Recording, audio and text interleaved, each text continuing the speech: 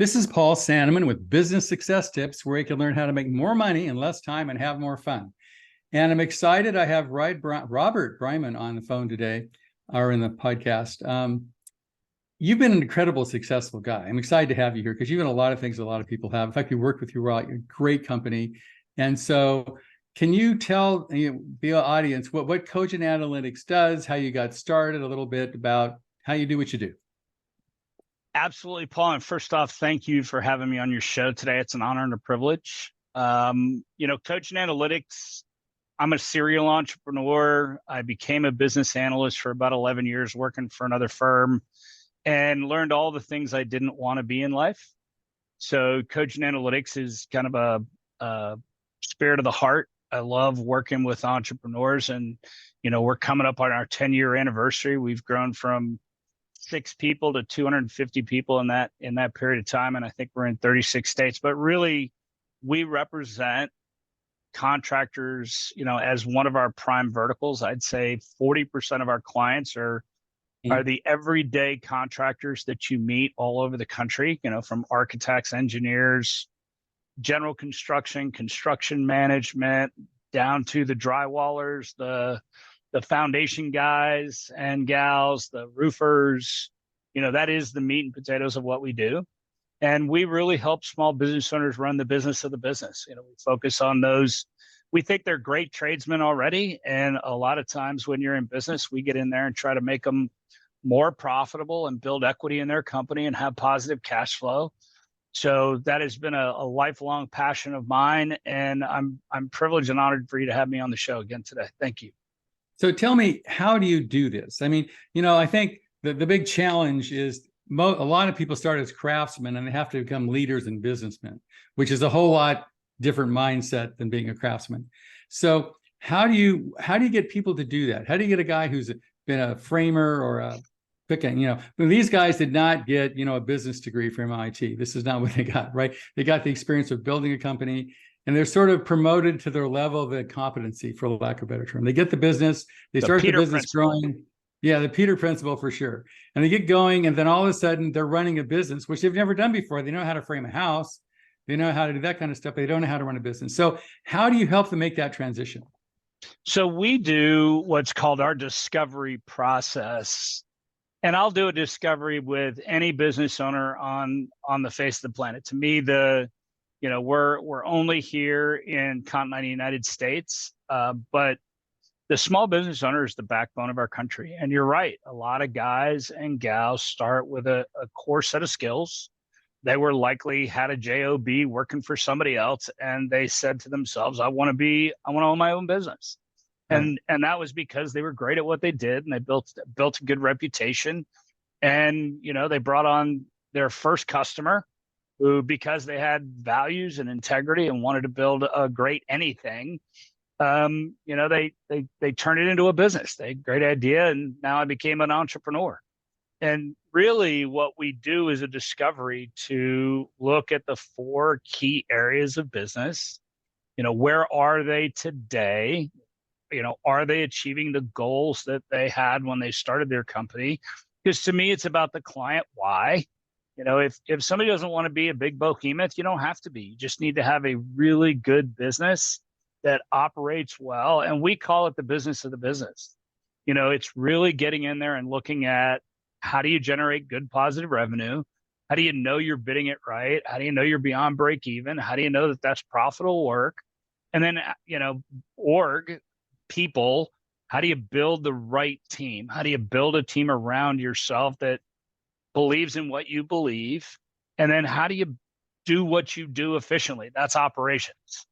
So biz dev, people, ops, and then measurement for us is the 4th and last pillar. And that's how you measure what you do. And I don't think, you need to geek out on measurement. People hear measurement when we talk to them about it. They think it's like, we're lording over them with some really your name says Cogent measurement. Analytics. That's scary anyway, right? Yeah, amen. Right. So it's, I think numbers and really being informed, knowing where you're making money and where you're losing money and what those opportunities are all around you. It's like that Any Given Sunday movie that He's like, the inches are all around us. And in a small business owner, inches are profit, and profit is cash flow, and cash flow is the value of your company. And it's how you take care of your people and how you take care of your family and your people's family. That is why Cogent Analytics exists. We really want to get under the hood and find those areas where people can have a better business. I always say, small business owners don't want a better business. They want what the better business provides for them and their family and their employees. When you buy a drill, you want a hole. You don't want a drill, right? Same kind of thing. That's right. You got it. Right. It's how do you turn somebody's dreams into a reality? Because nobody goes into business, to make the same thing they could have made working for the man. People go into business because they believe they can have a better business and really take care of their family and have a better life. So, how do we do that is the discovery process. And we'll go in on a 2 to 3 day process with any.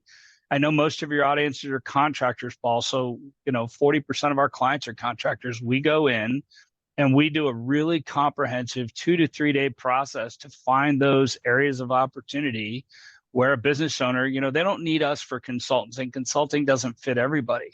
But when we have a good relationship, we think it's a long-term, durable relationship. We think we, Cogent Analytics, are more valuable to our clients than usually their CPA or their attorney is, because we teach them how to have that better business. Sorry for the long answer to a short question, Paul. Well, that's okay. So give me specific examples of, a guy, he's a contractor, he's doing, pick a number, 2 million. The big problem is they start making 100,000, 150,000 a year on their own, say they're doing remodels, their friend's house, and then they advance. Now, 2 years down the road, are doing a couple million. They're making less money than they were working by themselves. They're not exactly sure why. And that's right. They're frustrated. And how do you actually, I did this discovery process, but what comes out? Is it like how to sell more stuff, how to make it profitable? What are the practical implementation steps that you end up with sometimes? So we do, you just touched on it right there, right? We teach people how to sell. We teach, right from the root of break even and absorption and how to bid correctly. About the time you get to $2 million in gross revenue, you've got a bunch of other people working in your company other than yourself. Every entrepreneur will tell you that story. If I just had myself in a truck, I could make more money. The fact of the matter is, it's just not true. Right? Building a business, following business rules, and being able to scale your company the right way means that the business of the business, and I said this to a client not a week ago, when running the business of the business is more important than the business that you do, then you can call yourself president. Because until that time, you're just a guy with a job. And you may be a really talented guy with a job, but we really get under the hood, Paul, and we look at, how do your people, do they understand what's expected of them? Do they understand how it's measured? Do they understand that there are standards? Or have you put incentives in place for your people to do better? Is there good command and control, right? Are you managing your overhead correctly? Are you managing your labor correctly? Are you managing your material costs correctly? Each one of those things, and you asked me for a specific example, it's pretty tough without looking at a specific company and their share of problems. But if I just gave you a couple of examples that exist with most of our clients, right? Material management, labor management. So do you suggest this is a software you should use? This is a book you should read. What specifics? Because consultant is, somebody that borrows your watch to tell you what time it is. Just kidding. It's No, I've heard that joke. I could tell you 5 more jokes that are better than that one. Oh, okay, good. And I agree. So the point is, how do you say use this software, make these sales calls, here's the sales training you need to do, here's your profit and loss, here's how to read it, that kind of stuff. I'm looking for those specifics kind of thing. Yeah, I've never found a software that fixed a company. Everybody buys one today. Everybody goes out and buys an ERP. The problem is most of our clients buy a really nice ERP system, and then, a year later you go back to them and they're using 10% of it. Do I recommend a piece of software? Absolutely. Right? If from a construction management, you get into Procore, Service Titan, softwares like that, great for me to plug a couple of softwares out there, but it's never the software. It's how you use the information in your company to make informed decisions. And that's the analytics piece, right? If we're really looking at how do you scale a company correctly, defining the scope of work that you're doing, and then how do you bid that work to a profit. I had a client last week who says he was sure he was making 30% profit. Well, he was making 22% gross profit. So he wasn't even bidding the project for what his true cost of doing business was. And that's Right. just not something you're going to get from a piece of software. Now, I could send your audience back to school. I think most of us are old, fat, and gray like I am.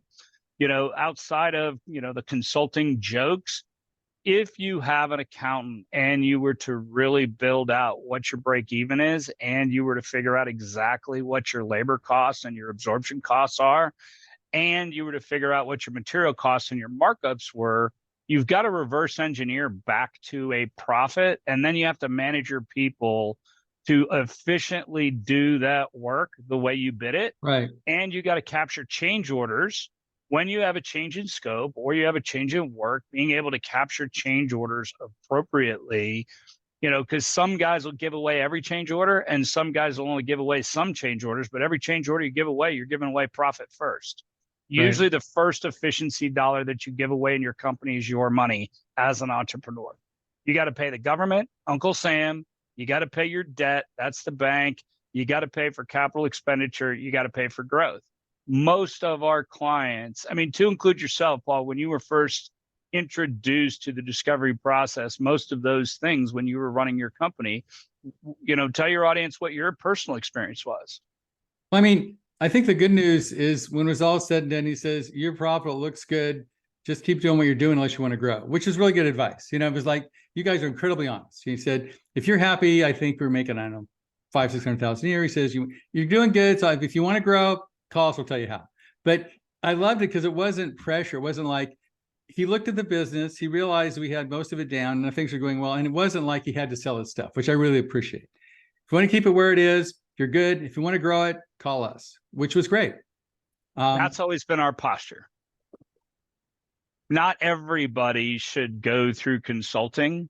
There's reasons for it. Some people are underwater and they really need help doing the basics. Some people are doing well, but want to be better.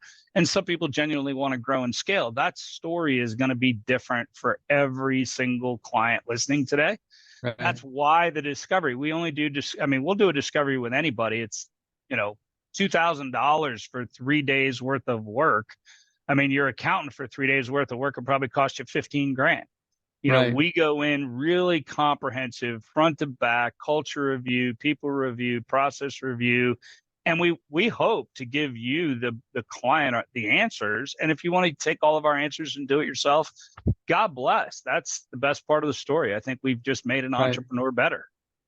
Right. If we're invited to help a client, and we usually expect when clients see areas that we've uncovered that they're not a master at, we try to keep ourselves very affordable. And for us, it's got to be a return on investment, right? You got to be able to know that we don't become an expense to our clients. And it's definitely not a high pressure tactic. It's an invitation. Right.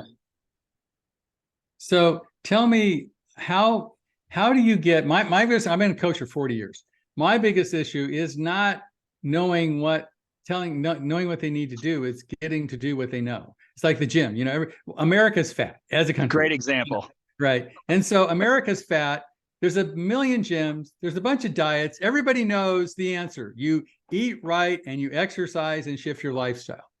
Given. Nobody's going to argue with that one. Why are we still fat? I'd say fast food advertises probably better than gyms. I don't know. It's like, for whatever reason, getting people to do it is always discipline. Been my challenge. How do you pull that? How do you get a guy like no time for time management? So, Robert, how do you get a guy to actually do those things you tell him to do? The funny part about it is I can't. I have not figured that out in 20 years. I can't make a business owner be a better business owner. And it really is a qualifying. I always say to clients, listen, I can prove out you can be more profitable, but I can't make you do it. And we take the clients and under two base conditions. Number one, there has to be an irrefutable return on investment. No question. The client agrees with it. We agree with it. We are singing Kumbaya. The second is the biggest disqualifier, which is the client themselves. If they want to eat fast food, if they want to pound 12 beers on a Friday and get up on Saturday and do it again, that's usually a client. We will give them our synopsis and we will shake their hand and God bless them, because that change isn't for us to make them do. The client that's the best client for us is they want for themselves. Maybe they're missing a couple parts or pieces on how to get there.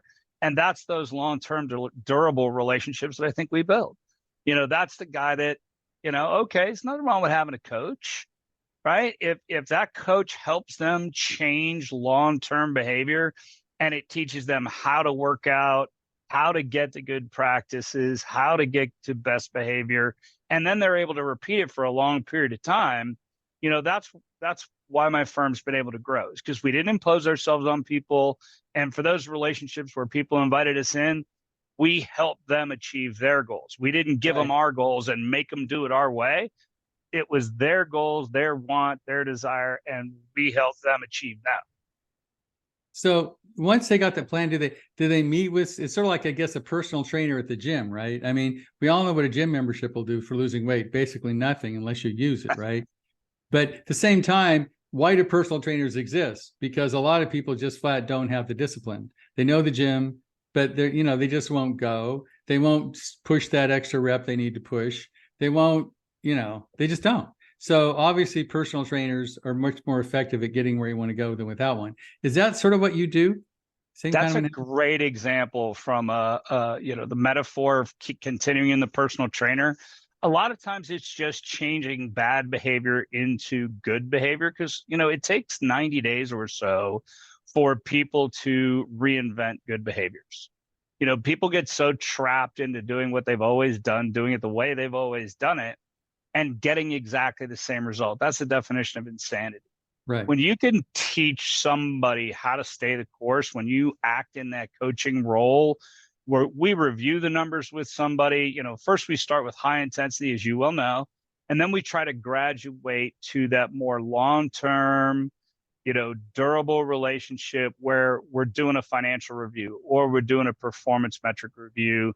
So the client, they're not answering to us per se, we're helping them get to that repeatable good behavior. And what usually happens for a small business owner, if they go from kind of sort of profitable to wildly profitable and they get the benefit of that, that's the thing that changes life.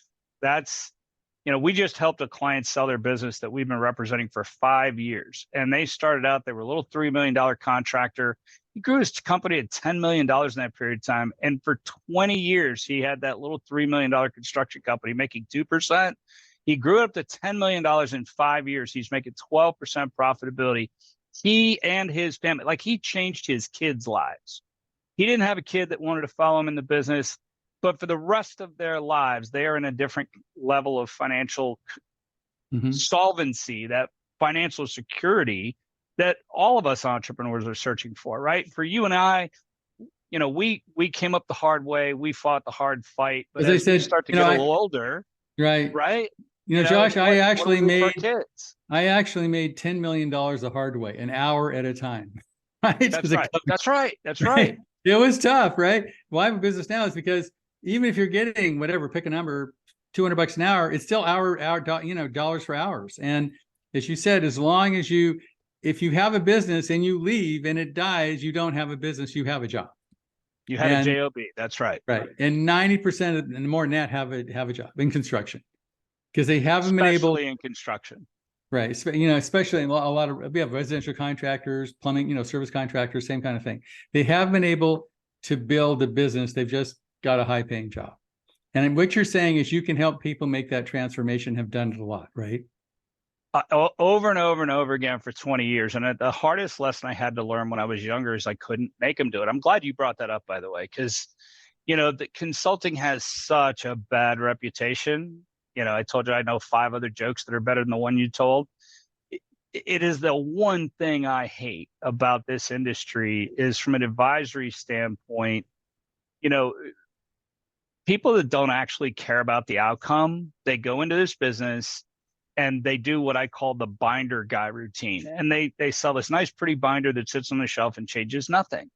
And, for the last 10 years of my life, I do it one client at a time. And, we kick people off our boat, the Cogent Analytics boat, that don't adopt that basic principle value system. And, because we change lives for a living. And if you don't feel that, if you're not in that every single day, if you don't see the impact it has for a family, you really don't have a home here in Cogent Analytics. Because, for me, I'm no different than you are. I'm a contractor by any other name. I just help build businesses where the contractor listening today, they build, whatever trade they do every day, that's what they build. I build businesses for a living. I want to make sure my structure that I leave behind is something that my clients can be proud of. So I look at it through those exact same eyes. Okay. So is it the inspiration? I mean, obviously you're choosing the right people. I mean, you can't motivate people. You have to hire motivated people. Rule one, right? For sure. So when you get the motivated people to go, okay, I'm not doing well. How is what Dr. Phil said, how is that working for you, right? You've been in business 10 years, you're still making $100,000 a year. So is it like a monthly meeting kind of thing where you try to inspire them? I'm curious, what is the specific business strategy or methodology you get to get people to make that shift? Yeah, I'm always careful because you're asking me for something specific and I'm not looking at a particular specific company. So even your listeners have different problems. They're never unique. If you think about the Tech 20 groups that are out there that they recruit business owners to all sit in the room and tell each other their lies and come up with specific problems that are coming up in their business. I love those little interaction CEO groups because sometimes it actually helps, but most people go back to their business and do the same thing they did yesterday. So for us, if you build a good team, and I'm just going to tie the measurement pillar. If you build a good team, there has to be clarity to what's expected and how it's measured. Because if the employee, most people, especially the good ones, want to understand what's expected and how it's measured and how do they get paid when they do well. Am I going to make the same thing as the guy, in the next office over who's not doing well? And come Christmas bonus time, everybody gets the $1,000 bonus because the company did well. Well, company A at some point, employee A at some point in time is going to look at employee B, and employee A knows he's working twice as hard, doing twice as well, and making more profit for the company. Eventually, employee A will work down to employee B's level as opposed to striving to be a better version of employee A. Employee B is always going to be employee B. In absence of measurement, substandard becomes the standard, right? So we try to put good measurement in place and incentivize the best-in-class people. It's like building a Super Bowl team. You said you were a coach. Not every player is going to make it to the NFL. My son played college ball in D1. Was he good enough to play in the NFL? He was a pretty good tight end. But he knew that he wasn't going to be a NFL football player. He backed away from playing D1 football to focus on his education. Now he's an officer in the military. Everybody has a pathway, would be my point. And if you're really going to build a Super Bowl team, then you as the coach have to always be working on the best players and always have to be looking at your depth chart and always have to have a really good game plan and an ability to manage your players on the field. And I look at construction, manufacturing, training. I look at it all the same way. Being a CEO of a company or being a president, a little $3.5 million company with 20 employees, you're the coach. That's the same thing every day. You're building a Super Bowl team. The difference is you're responsible for all these lives that you go to work every day.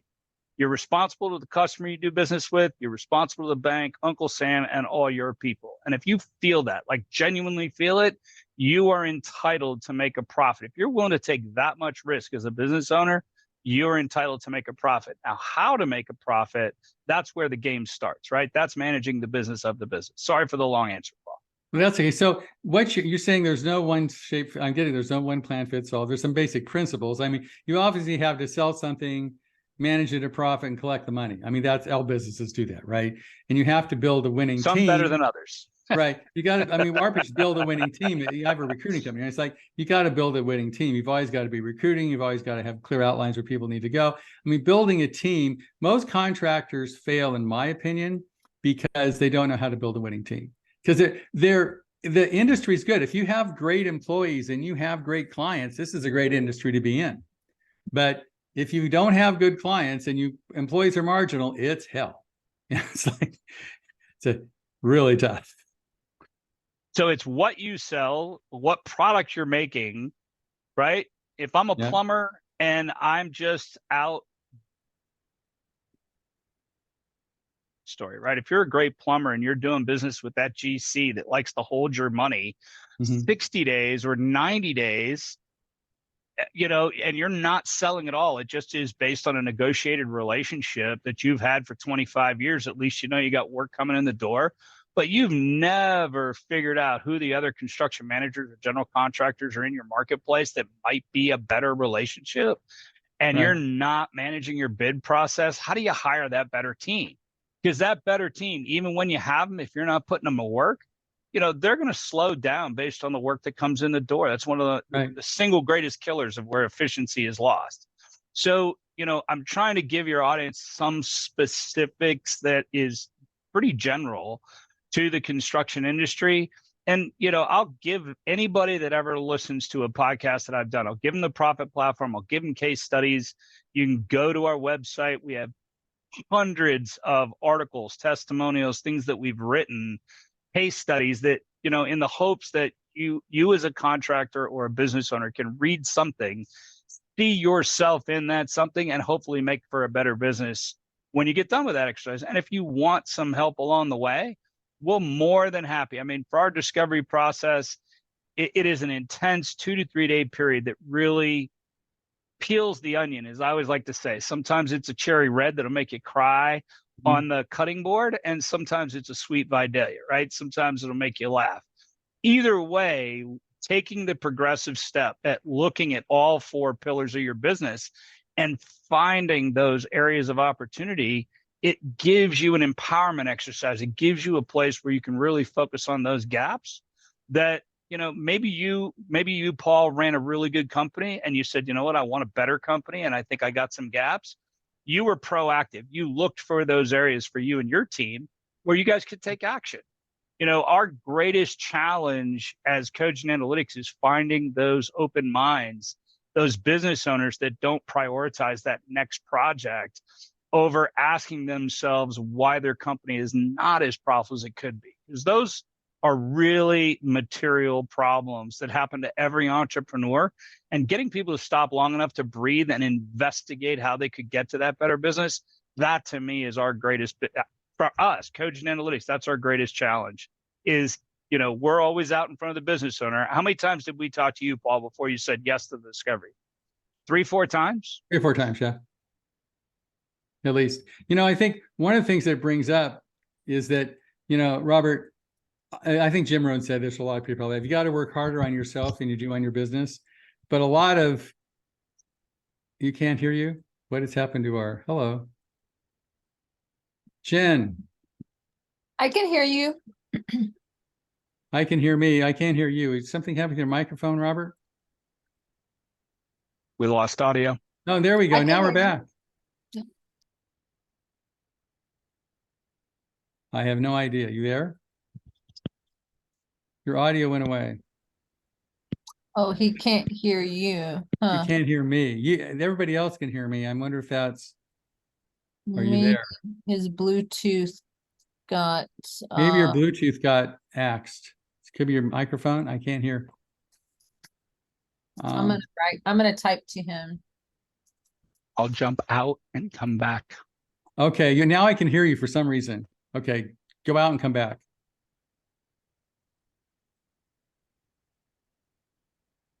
Because we can hear each other. Yeah. Yeah, it's got to be on his side. It was really good though. We can edit this thing out, I'm sure. Oh yeah. When I email Brian, I'll let him know. In fact, I'm just gonna pause it right here. Right. Pause. Actually, I won't, because if I accidentally stop it, I just just didn't know. I You don't coming see him. back in? Here he is. Admit.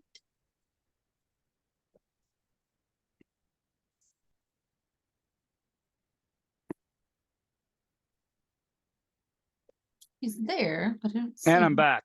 You're back. I guess you have a little editing to do on this one. That's okay. So, No, that's okay. I don't know Yeah, what happened. No idea. It just completely went dead. happened. That's strange. Well, we'll continue and edit all that part out. Okay. So so where I'm gonna ask all this question one more time. Let me think. Where was I? I was on. Okay. How do you inspire people? So I guess I'm gonna go into cost. Okay. Now that we've reviewed all of this, Robert, how do you charge for what you do? What is your pricing structure? I know that $2,000 gives you the intense discovery process, but then where does it go from there? Is it different or the same for everybody? How's that work? It's scalable based on the size. I mean, obviously, we are a little bit more competitive for our smaller clients, and that was by intention, right? Our smaller clients, sub $10 million, are afforded a different rate. And you got to forgive me because we only take on about 60% of the clients that we do a discovery with in a long term. So we just don't make a practice of talking about billing rates. I'll talk about discovery rates all the time. It's usually around $2,000 for a 2 to 3 day discovery. We have very small clients that, sub $2 million client that we try to be sub $1,000 for that discovery process.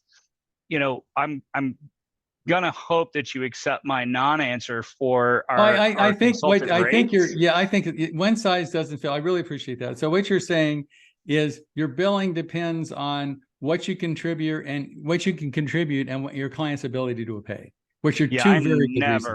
I never, ever want to do harm to a small business owner. So we try to make our rates affordable and scalable based on the size of the company, right? If I have $100 million client, that's way different than the lion's share of our clients who are really 10 million and below. So, I'm an entrepreneur. I don't, believe in Deloitte. You got Deloitte and KPMG and Accenture and some of the big boys out there that charge $1,200 an hour. Or they'll hire the MBA kid out of college and bill them out at $600 an hour. Right. It just isn't our world, right? We try to keep it straight up, honest. There's got to be a return on investment before we'll even consider taking on a client. For us, that power of the discovery process is just so impactful. That's the thing I would tell your audience, right? Go to our website, get whatever information, talk to one of our professional advisors. We don't charge for phone call time. We have people on staff that are doing business advisory work with our clients all over the country every single day. Those are simple, straightforward challenges. If you need advice, we publish advice for small business owners to make themselves better off of. I would highly recommend that discovery process is impactful for everybody that's listening today. Right. So how do they get a hold of you, Robert? Where do they need to go? CogentAnalytics.com, or you can call our 800 number. It's 833-4-MY-PROFIT. That's the number 4, MY-PROFIT. I'll do that one more time, 833-4, the number 4, MY-PROFIT. Or, you go to our website and we have a little contact form. We don't spam you out. If you give us your contact information, we'll make a contact with you. I can't stand when companies just spam you to death after you give up your email address. So I promise not to do that. Okay. Well, thank you, Robert. That was incredibly informative. I would think not doing your discovery process just isn't smart. I mean, anybody who has a business in construction, I'm sure they have 1,000 or 2 that they spend on things a lot less important than what you can do for them. So give yourself a Christmas present, everybody, something that you really deserve, and call Cogent Analytics. And, this holiday season, give the gift that matters. Give yourself, more profit. Discovery, more profit. Okay. You can afford more presents that way. Okay. Thanks, Robert. I appreciate your time. Paul, it was a privilege and an honor. Thank you for bringing me on your show today.